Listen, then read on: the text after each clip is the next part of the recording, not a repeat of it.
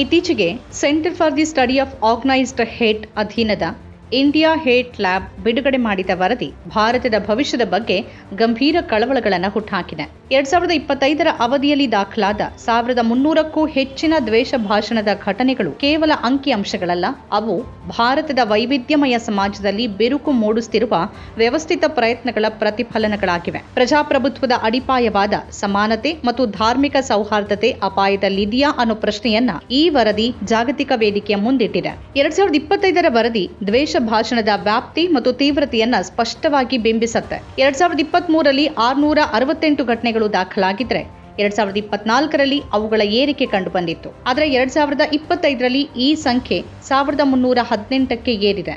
ಇದು ಕೇವಲ 2 ವರ್ಷಗಳಲ್ಲಿ ದಾಖಲಾದ 97% ಭಾರಿ ಹೆಚ್ಚಳ ಆಗಿದೆ. ಇದು ದೇಶದಲ್ಲಿ ದ್ವೇಷದ ವಾತಾವರಣ ತೀವ್ರಗೊಳ್ತಾ ಇರುವುದಕ್ಕೆ ಸಾಕ್ಷಿಯಾಗಿದೆ.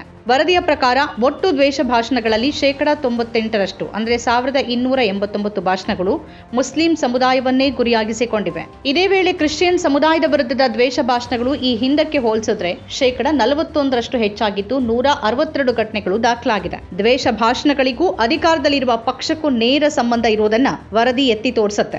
ಒಟ್ಟು ಘಟನೆಗಳಲ್ಲಿ ಸುಮಾರು 88% ಬಿಜೆಪಿ ಅಥವಾ ಎನ್ಡಿಎ ಮೈತ್ರಿಕೂಟದ ಆಡಳಿತವಿರುವ ರಾಜ್ಯಗಳಲ್ಲಿ ಸಂಭವಿಸಿದೆ. ಇದಕ್ಕೆ ವ್ಯತಿರಿಕ್ತವಾಗಿ ವಿರೋಧ ಪಕ್ಷಗಳ ಆಡಳಿತ ಇರುವ ರಾಜ್ಯಗಳಲ್ಲಿ ಇಂತಹ ಘಟನೆಗಳು 34% ಇಳಿಕೆಯಾಗಿರುವುದು ಗಮನಾರ್ಹ.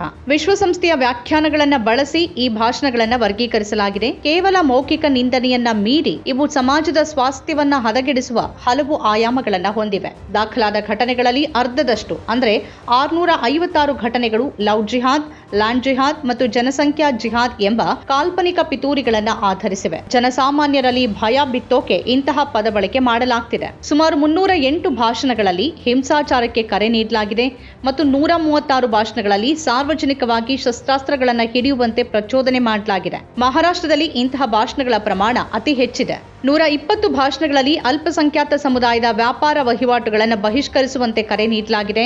ಇದು ಸಂವಿಧಾನಬದ್ಧವಾದ ಬದುಕುವ ಹಕ್ಕಿನ ಮೇಲಿನ ನೇರ ದಾಳಿಯಾಗಿದೆ. 141 ಭಾಷಣಗಳಲ್ಲಿ ಅಲ್ಪಸಂಖ್ಯಾತರನ್ನ ಗೆದ್ದಲುಗಳು, ಪರಾವಲಂಬಿಗಳು, ಹುಳಗಳು ಮತ್ತು ಝೋಂಬಿಗಳು ಅಂತ ಕರೆಯುವ ಮೂಲಕ ಅವರ ಮಾನವೀಯ ಘನತೆಯನ್ನು ಕುಗ್ಗಿಸುವ ಪ್ರಯತ್ನ ನಡೆದಿದೆ. ಈ ದ್ವೇಷ ಭಾಷಣಗಳು ಕೇವಲ ವೈಯಕ್ತಿಕ ಅಭಿವ್ಯಕ್ತಿಗಳಾಗಿರದೆ ಸಂಘಟನೆಗಳ ಮೂಲಕ ವ್ಯವಸ್ಥಿತವಾಗಿ ನಡೆಸಲ್ಪಡ್ತಿದೆ.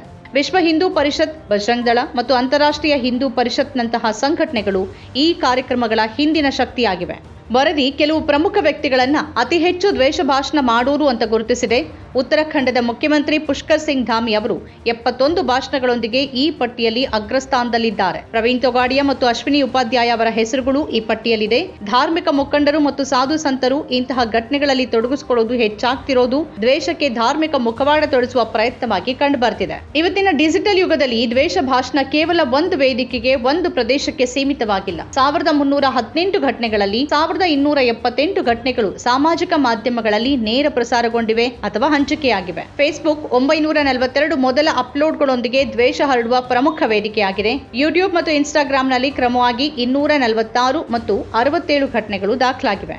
ಸಾಮಾಜಿಕ ಮಾಧ್ಯಮ ಕಂಪನಿಗಳ ಅಲ್ಗರಿದಮ್ಗಳು ಇಂತಹ ಪ್ರಚೋದನಕಾರಿ ವಿಷಯಗಳಿಗೆ ಹೆಚ್ಚಿನ ಪ್ರಚಾರ ನೀಡೋದು ಸಮಾಜದ ಧ್ರುವೀಕರಣಕ್ಕೆ ವೇಗವರ್ಧಕದಂತೆ ಕೆಲಸ ಮಾಡ್ತಿದೆ. ವರದಿಯ ಸಂಶೋಧನಾ ನಿರ್ದೇಶಕರಾದ ಡಾಕ್ಟರ್ ಎವಿಯಾನ್ ಲೈಡಿಗ್ ಅವರ ಪ್ರಕಾರ 2025ರಲ್ಲಿ ದ್ವೇಷ ಭಾಷಣದ ಸ್ವರೂಪದಲ್ಲಿ ಒಂದು ಮಹತ್ವದ ಬದಲಾವಣೆ ಕಂಡುಬಂದಿದೆ.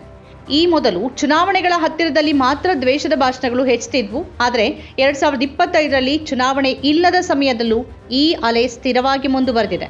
ಇದರರ್ಥ ಏನು ಅಂದರೆ ಇದು ಕೇವಲ ಮತಗಳಿಕೆಯ ತಂತ್ರ ಅಲ್ಲ, ಬದಲಿಗೆ ಸಮಾಜದ ತಳಮಟ್ಟದಲ್ಲಿ ಸಿದ್ಧಾಂತವನ್ನ ಭಿತ್ತಿ ಸತತವಾಗಿ ದ್ವೇಷದ ವಾತಾವರಣವನ್ನ ಜೀವಂತವಾಗಿರುವ ಒಂದು ದೀರ್ಘಕಾಲೀನ ಕಾರ್ಯತಂತ್ರ. 2024ರ ಲೋಕಸಭೆ ಚುನಾವಣೆಯಲ್ಲಿ ನಿರೀಕ್ಷಿತ ಫಲಿತಾಂಶ ಬಾರದ ಕಾರಣ ಈಗ ತಳಮಟ್ಟದ ಸಂಘಟನೆಗಳ ಮೂಲಕ ಸಾರ್ವಜನಿಕರಲ್ಲಿ ಭಯ ಮತ್ತು ದ್ವೇಷವನ್ನ ವ್ಯವಸ್ಥಿತವಾಗಿ ಬಿತ್ತಲಾಗ್ತಿದೆ ಅನ್ನೋದು ವಿಶ್ಲೇಷಕರ ಅಭಿಪ್ರಾಯ.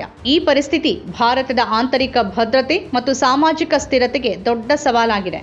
ವಿಶ್ವದ ಅತಿದೊಡ್ಡ ಪ್ರಜಾಪ್ರಭುತ್ವ ರಾಷ್ಟ್ರದಲ್ಲಿ ಅಲ್ಪಸಂಖ್ಯಾತರ ಸ್ಥಿತಿಗತಿಯ ಬಗ್ಗೆ ಅಂತಾರಾಷ್ಟ್ರೀಯ ಸಮುದಾಯ ಗಮನಿಸುತ್ತಿದೆ.